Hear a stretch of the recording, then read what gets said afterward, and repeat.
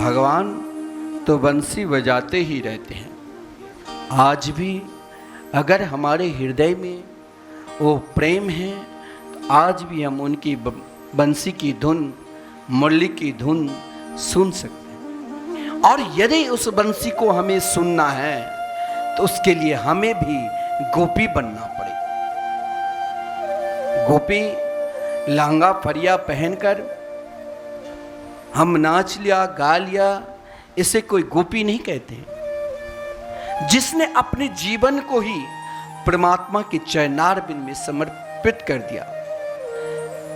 उनके भी कान हैं, उनके भी आंख है, उनके भी नाक है, उनके भी खाने की इच्छा हो रही है, लेकिन उन समस्त इच्छा को जिसने श्री कृष्ण के चरणार बिंद में समर्पित कर दिया।